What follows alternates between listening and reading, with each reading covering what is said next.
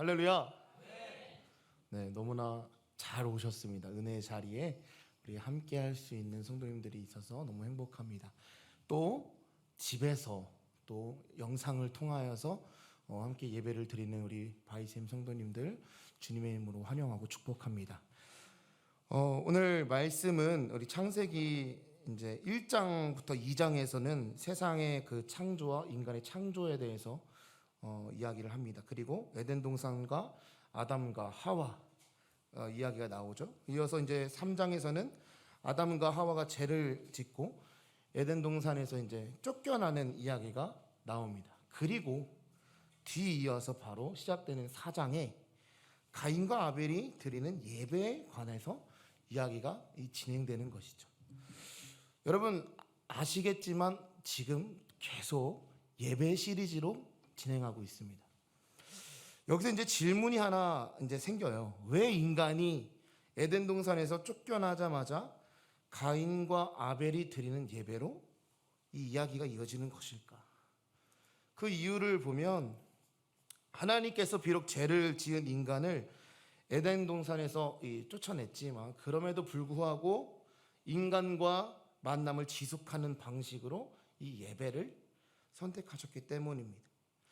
아무리 인간이 하나님께 불순종함으로 에덴에서 이제 쫓겨났어도 예배를 드리는 그 시간에는 인간을 만나주시고 인간과 이 교제를 나누시겠다는 하나님의 메시지가 들어있는 것입니다. 그 이유 때문에 가인과 아벨의 예배 이야기는 인간이 에덴 동산에서 이 쫓겨난 직후인 4장에 바로 이제 등장하게 되는 것이죠. 여러분 세상에는 수많은 예배의 정의가 존재합니다. 각자 여러분 마음속으로 개인적으로 자신에게 예배란 무엇인가 한번 질문을 던져보시기 바랍니다. 그리고 한번 답을 해보세요. 나에게 예배란 무엇일까?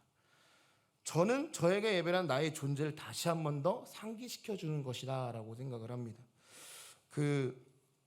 꼭 예배는 주님께서 이제 말씀하실 때 태연아 너 죄가 너무 많이 묻었어 좀 씻고 와가 아니라 하염없이 주님께서 팔을 벌리시고 묵묵히 서 계시는 거죠. 저는 오늘 설교 말씀을 이제 작성하면서 혼자 주책맞게 좀 울었어요. 하나님이 날 위해서 서 계시다고? 근데 아무 말도 안 하고 그냥 계속 그냥 괜찮아. 너 죄가 너무 많이 묻어서 좀 씻고 와. 냄새나. 이러시는 게 아니라 하염없이 그냥 기다리시는 거죠. 괜찮아 라고 말씀하고 계시는 듯한 마음을 주시는 거예요. 내가 주님께 다가오기를 주님께 안기기를 기다리고 계신다는 것이죠. 그래서 내가 주님께 다가가면 주님께서 이제 주님께 딱 안기면 제가 아무리 몸이 이 등치가 좀 있을지라도 꼭 안길 것 같아요. 이렇게 주님 품 안에 쏙 이렇게 안길 것 같아요. 그래 본 적은 없지만 우리 주님이라면 충분히 그러실 분인 것 같아요. 할렐루야. 왜 그럴까? 왜 그럴까요? 우리가 주님의 자녀이기 때문에 그런 것입니다. 여러분 사마리아 여인의 이야기 너무 잘 알죠. 이 말씀 창세기 말씀하면서 사마리아 이야기가 딱 생각이 났는데 여러분 잘 안 보이시죠? 네. 자 예수님이요 제자들하고 유대에 와서 이 사람들한테 세례를 주다가 유대를 떠나면 유대가 이제 여러분 보시면 하면 이제 이거 지금 틀린 그림 찾기 아니고요. 밑에 보시면 유대라는 곳이 있어요. 예. 눈 크게 뜨시면 보여요. 저는 잘 보여요. 유대가 보입니다. 예.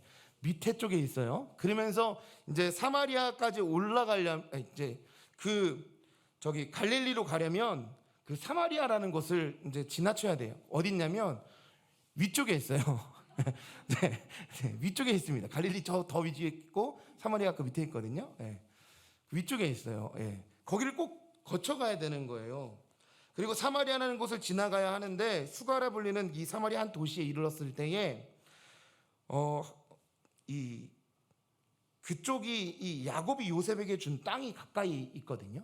거기에 야곱의 우물이라고 하는 한 우물이 있었어요. 예수님이 거기서 좀 쉬고 있었는데 시간은 사람들이 이제 없는 시간대였어요. 왜요? 너무 뜨거운 태양이 내리쬐고 있는 시간이었거든요. 12시쯤. 너무 더우니까 사람들이 아침에는 이제 안 나오는 거죠. 근데 그때에 한 여인이 이제 물을 기르러 우물가로 다가오고 있는 거죠. 사마리아 여인의 입장에서 생각해 보면 자신의 떳떳하지 못한 모습 때문에 사람이 없는 시간을 이용한 거거든요. 아무도 없을 것을 생각하고 또 그 시간에 늘 물을 길르러 갔으니까 똑같이 그렇게 간 거예요.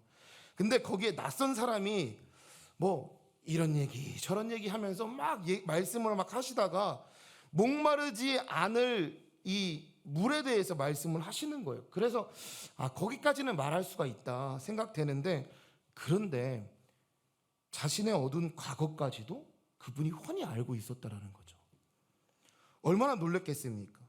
이제 이 사마리아 여인의 생각에는 이분이 선지자가 아니고서는 이럴 수가 없다, 이렇게 생각이 들었던 것 같아요. 느닷없이 질문하는데 어떤 질문을 하냐면 예배에 대해서 질문하기 시작합니다.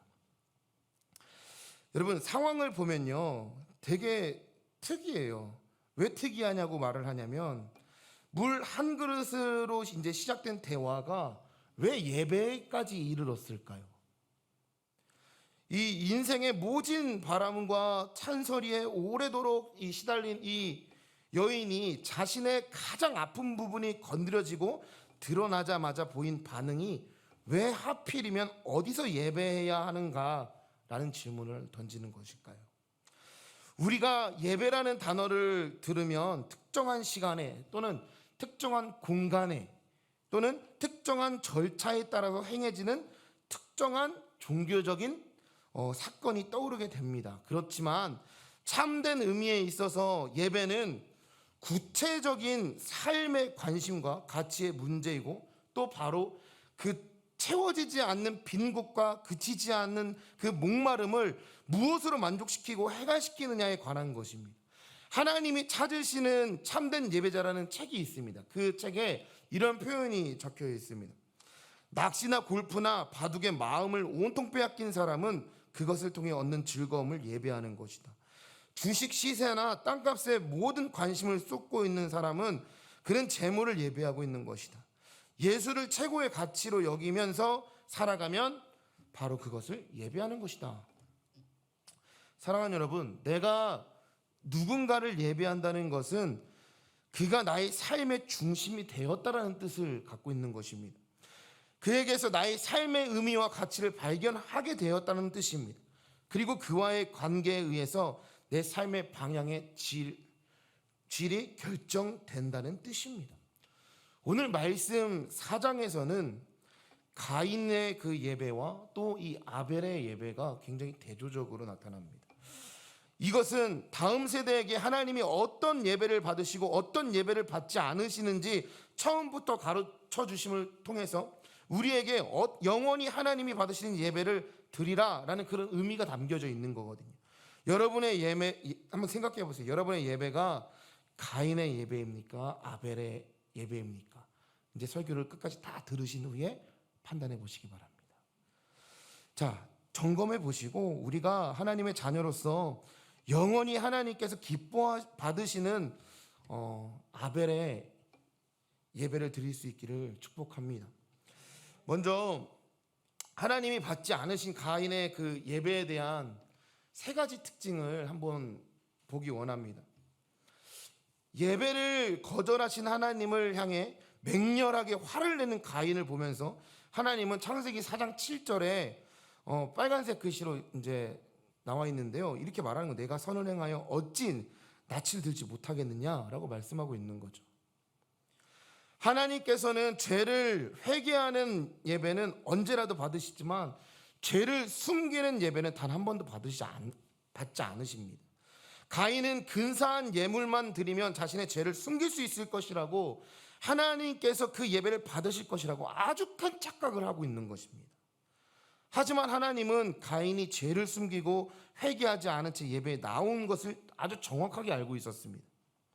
가인은 예물 뒤에 자기의 죄를 숨겼습니다. 아주 착각을 제대로 한 거죠. 또한 하나님은 자신의 죄가 아닌 들고 온 재물을 보실 거라고 착각을 한 거예요. 이것 또한 너무나 큰 착각인 것입니다. 하나님을 재물에 눈이 먼 탐욕꾼으로 착각했어요. 재물이 누구 건지도 몰랐나 봐요. 재물에 하나님의 시선이 머물러서 자신의 죄를 볼 시간도 없을 거라고 착각했다는 거예요. 여러분, 절대로 이 헌금 뒤에 여러분을 숨기지 마시기 바랍니다. 이것만큼 참 처량한 게 없습니다. 교회에 뭐 내가 얼마를 헌금했는데 주장하는 성도들이 막 생길 때 마음이 막 가슴이 찢어지는 거예요. 그러면서 교회에 청구 10원짜리 하나 남김없이 다 청구하면서, 그러면서 이제 교회에 요구를 하는 거죠. 행사를 하는 거죠. 내가 이 교회에 얼마를 투자했는데. 헌금을 투자금으로 생각하시는 분이 계시다면 회개하시기 바랍니다. 이건 아닙니다. 제가 여기에 대해서 좀 더 이 사실적인 예시를 적어 왔는데 차마 말로 말할 수가 없어서 지금 삼키고 있는 거예요. 여러분, 헌금 뒤에 숨지 마십시오. 분명한 것은 하나님은 헌금보다 여러분을 먼저 보신다는 것입니다. 또 하나님께서는 7절에서 보면 죄가 문에 엎드니느리라 라고 이제 초록글씨로 표현되어 있습니다. 이 말씀을 하시면서 가인을 지적하시는 거예요. 이것이 하나님께서 가인 속에서 발견하신 더 큰 문제인 거죠. 사람은 연약하기에 수시로 알게 모르게 지은 죄들이 막 있습니다. 그러면서 살아가는 거예요. 하지만 그보다 더 심각한 것은 죄를 회개하지도 않을 뿐더러 죄가 자신의 마음을 사로잡아서 자신을 망가뜨리고 있다는 것을 그냥 수수방관하는 그런 것. 이게 가인의 마음 상태였거든요. 가인이 지은 죄를 회개하지 않고 숨기는 것도 불편하지만 죄에게 자신을 내주고 방치하는 가인의 행위가 하나님 앞에서 달가웠을 리가 없습니다.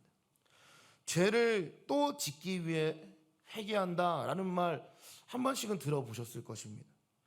그 죄를 끊지 못하고 또 죄를 지으려고 하는 우리 속에 그 이글거리는 죄의 성향과 소원이 더 큰 문제라는 것이죠.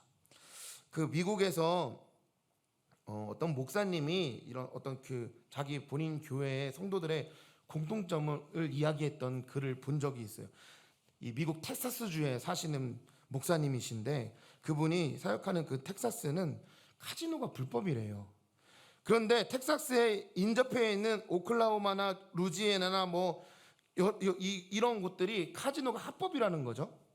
텍사스의 이 땅이 굉장히 좋은 땅이에요. 왜 좋은 땅이냐? 석유가 잘 나와요. 석유가 엄청 많이 나와요. 미국 52개 주 중에 캘리포니아 다음으로 미국에서 두 번째로 부유한 주가 이 텍사스라는 거죠. 그래서 텍사스에서는 건축을 위한 공사를 하다가 만약에 이제 땅에서 석유가 나왔다, 그럼 중단해야 되는 거예요. 이런 이유로 텍사스에서 이런 농담이 있습니다. 재수 없으면 석유가 나온다. 저 같으면 그 재수가 저한테 없었으면 좋겠어요. 그만큼 석유가 많이 난다는 거예요. 그런데 그곳에는요, 석유가 많이 나니까 어떻겠어요? 돈이 많겠죠. 부유하니까 돈이 많겠죠. 근데 돈이 쓸 곳이 별로 없다라는 거예요. 그래서 텍사스 북부에는 댈러스에 가서, 제가 영어를 잘 못하는데 한번 굴려봤습니다. 돈을 번 사람들은요, 그 주말만 되면 도박을 하려고 차를 타고 2시간 반 이상 걸리는 오클라호마에 이제 간다는 이야기를 막 하시는 거예요. 도박을 하려고. 댈러스에서 그 주일날 일부 예배에 나와 있는 사람들 중에 예배 마치자마자 아주 총알같이 차를 몰고 오클라호마로 올라가서 다음날 출근 시간까지 도박을 하는 사람들이 많다는 것입니다. 그 사람들이 예배에 오는 이유가 있대요. 두 가지인데, 첫 번째는 지난 한 주간 도박하면서 살았던 죄를 회개하기 위한 것이고, 두 번째는 그 사람들 마음속에는 예배 마치고 바로 도박하러 가려는 소망이 있기 때문이라는 거죠.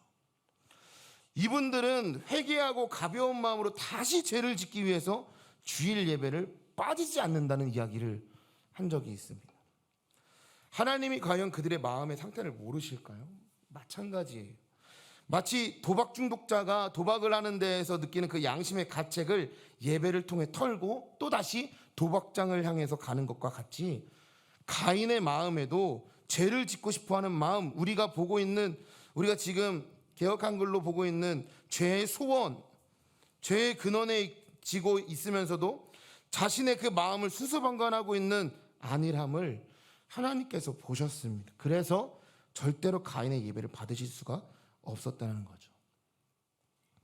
예배는 죄와 이별하는 종착역이 되어야 됩니다. 죄를 갈아타는 이 환승지가 되어서는 안 되는 거예요.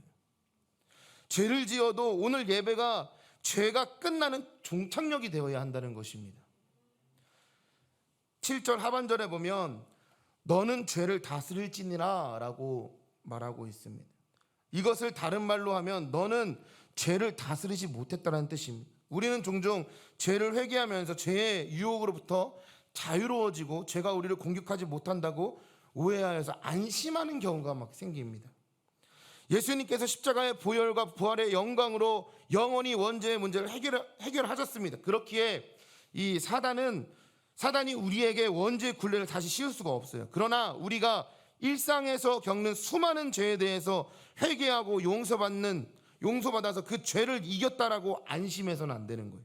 예배를 드리고 성전 문을 나서는 그 문 앞에 죄가 막 엎드려져 있는 거예요. 오늘 본문에서 보면 죄가 문에 엎드려져 있느니라라는 단어가 나옵니다.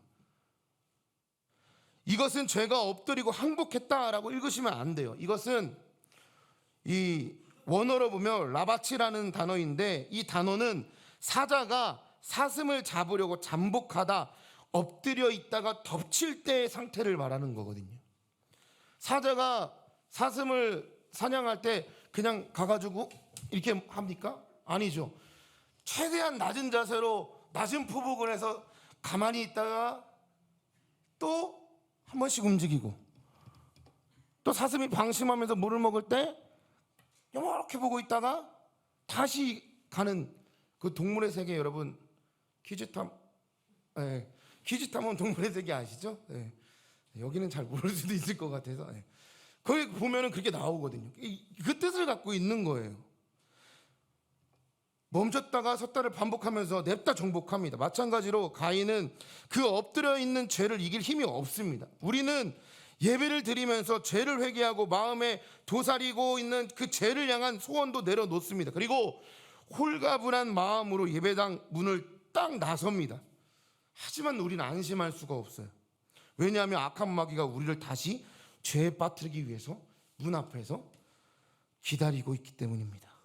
예배 전에 예배 혹은 예배 중에 예배도 중요하지만 예배 후 예배가 매우 중요합니다. 은혜롭게 예배를 드릴수록 문 앞에서 또는 주차장에서 또는 식당에서 조심해야 되는 거예요. 마귀가 새로운 죄를 가지고 웅크리고 있기 때문입니다. 마귀는 절대로 마귀의 얼굴로 다가와서 죄를 짓지 않습니다. 나 마귀야! 하고 너 큰일 났어! 이러지 않습니다.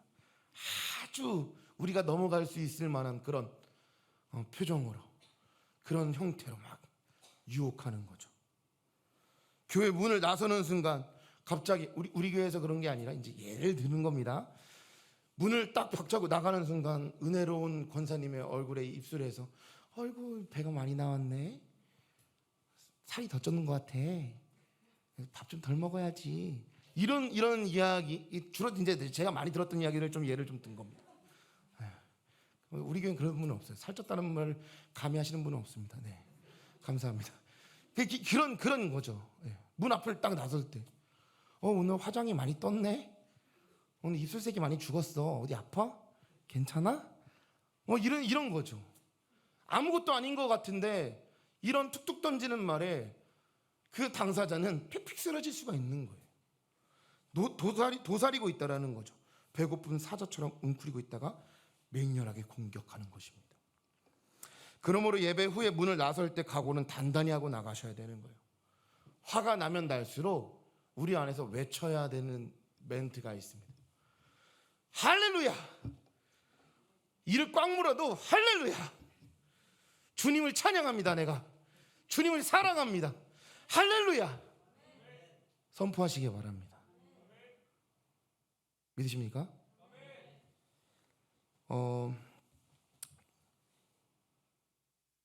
이 할렐루야를 크게 외치면서 그리스도의 자녀다운 교양과 얼마나 은혜로워요. 화가 날수록 할렐루야를 외치는 그 모습이, 그리고 그 매너를 지키시고 그리스도의 덕을 세우시기 바랍니다. 그때 비로소 진정한 예배, 후의 예배가 하나님께 올려드려지는 거예요. 또 아벨의 예배를 기쁘시게 받으시는 이유가 있습니다. 창세기 4장 3절에서 4절의 말씀인데요. 세월이 지난 후에 가인은 땅의 소산으로 제물을 삼아 여호와께 드렸고 아벨은 자기도 양의 첫 새끼와 그 기름으로 드렸더니 여호와께서 아벨과 그의 제물은 연락하셨으나 라고 말씀하고 있습니다. 여기서 보게 되면 두 사람의 그 차이점이 좀 있어요. 그 차이점이 뭐냐면 가인은 하나님께 드려야 할 것을 구별하지 않고 그냥 잡히는 대로 어느 정도 하나님께 드렸다는 뜻입니다. 그런데 반대로 아벨은 그의 가축 중에서 제일 먼저 나고 가장 살찐 것들을 가지고 왔다고 말씀합니다. 최고 중에 최고의 것들을 풍성히 하나님께 가져 나온 것입니다. 예물의 차이가 하나님이 예배를 받으시는 유무를 결정했습니다. 히브리서는 이에 대한 근거를 자세히 기록하고 있습니다. 히브리서 11장 4절 이제 상반절 말씀인데 함께 읽어보도록 하겠습니다. 시작. 믿음으로 아벨은 가인보다 더 나은 제사를 하나님께 드림으로 의로운 자라 하시는 증거를 얻었으니 하나님이 그 예물에 대하여 증거하심이라. 아멘. 아벨은 가인과 이 차이가 나는 예물을 드렸어요.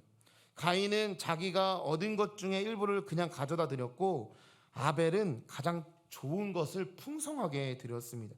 그러니 당연히 하나님께서 아벨의 예물과 예배를 받으셨던 거예요. 왜 이 옛날에 어르신들께서 그 헌금을 준비할 때에 저도 그 얘기를 주일학교 때 엄청 많이 들었어요. 저희 아버지한테 아버지의 어머니, 할머니가 그렇게 그 돈을 이렇게 다려가지고 다림기로 다린 게 아니고 옛날에 그 숯불 이렇게 올려가 그런 게 있어요. 모르시면 찾아보세요. 그런 게 있어요. 유물 같은 게 있는데 그런 걸로 이렇게 쫙 하고 하셨다라는 거예요. 그 준비하는 그 마음이 얼마나 귀한지를 이제 설명해 주는 내용이었는데 그런 거죠. 헌금을 이 다리미로 정성껏 밀어서 빳빳하게 해가지고 헌금을 한 이유는 받는 분의 가치를 인정하고 그 가치에 맞게 대접하는 것이 예물의 의미라는 거예요. 함부로 남는 것을 드리면 받는 분이 그 정도밖에 안 된다는 뜻인 거고 귀한 것을 드리면 받는 분이 귀하다라는 신앙의 고백이었던 거죠. 예배와 예물은 하나님 되게 하는 인간의 최고의 대접 중에 하나인 것입니다. 오늘 아벨이 신중히 구별하여 풍성하고 정성스럽게 드리는 그 예물이 하나님의 마음을 감동했습니다. 정성을 다해 드린 최고의 예물을 하나님은 기쁘게 받으셨다는 것입니다. 창세기 4장 4절 이제 하반절에 보면 이렇게 고백합니다. 여호와께서 아벨과 그 제물을 연락하셨으나라고 말씀합니다. 하나님께서 아벨의 예물을 받으시기 전에 먼저 받으신 것은 아벨 자신이었다는 거예요. 아벨은 단순히 예물만을 하나님 앞에 드린 것이 아니라 자기의 삶을 드렸습니다. 하나님은 아벨과 예물을 함께 받으셨습니다. 주 안에서 하나 된 하나님의 백성된 여러분에게 도전을 드립니다. 주일날 교회에 오시면서 잘 준비된 예물을 드리는 것도 중요하지만 먼저 여러분의 삶을, 우리의 삶을, 나의 삶을 잘 준비하시기 바랍니다. 예물 뒤에 내 존재를 감추지 마시고 나 자신부터 하나님께 온전히 드릴 만한 산 제물이 되어야 하는 것입니다. 하나님은 예물만 받으시는 분이 아닙니다. 하나님은 우리를 원하시는 거예요. 다시 말해서 우리가 하나님께서 받으실 만한 산 제물이 될 때 하나님은 우리를 받으시고 더불어 우리의 예물도 기뻐 받으신다는 거죠. 우리의 영혼육이 온전하게 준비되어서 정성스레 준비한 예물과 함께 잘 준비된 예배를 드릴 때 하나님은 우리의 예배를 기뻐 받으신다는 거죠. 예배 앞에 가인이 따로 있고 아벨이 따로 있는 것이 아닙니다. 나는 아벨이라서 하나님이 내 예배는 무조건 받으신다고 착각하시면 안 됩니다. 우리는 매주 예배당에 들어오시기 전에 가인이 되기도 하고 아벨이 되기도 합니다. 내가 하나님께 드리는 예배의 질이 항상 일정하지가 않습니다. 어제의 가인이 오늘의 아벨로 바뀌어서 신령과 진정으로 예배 드릴 수도 있고, 어제의 아벨이라고 할지라도 우리의 삶의 예배가 무너져서 오늘은 가인으로 앉아있을 수도 있다는 것을 여러분 기억하시기 바랍니다. 무슨 일이 있어도 우리는 매 주마다 아벨이 되어서 예배당을 밟아야 합니다.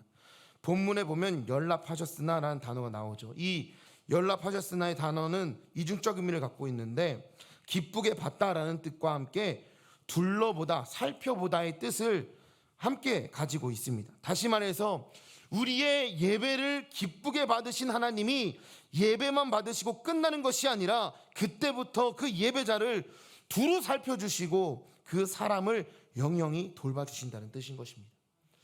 우리가 드리는 그 예배를 하나님께서 받으시면 그때부터 하나님이 그 사람을 돌봐주실 것입니다. 그런데 왜 이렇게 예배를 잘 드린 아벨은 돌봄을 받지 못하고 죽었을까요?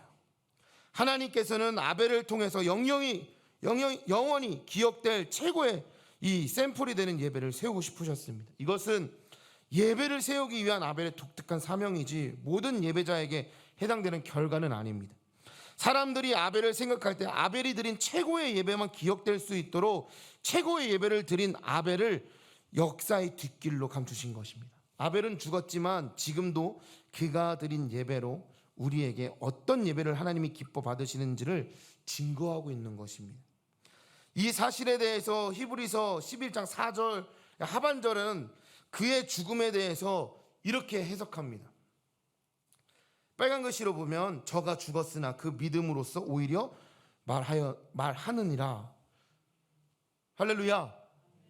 아벨은 죽은 후에도 우리에게 하나님이 진정으로 기뻐하시는 예배가 있다. 창세기 4장에 내가 드린 예배를 보고 배워서 그 마음을 가지고 신령과 진정으로 하나님께 예배를 드리라 라고 외치고 있는 것입니다. 그렇기 때문에 저와 여러분은 예배 앞에서만큼은 날마다 아벨이 되기를 위해 노력해야 된다는 것입니다. 아벨이 생명과 바꾸면서 드린 이 예배의 본질과 처음에 나눈 이 사마리아 여인의 그 예배 회복을 통해 여러분의 삶에서 회복이 일어나기를 축원합니다.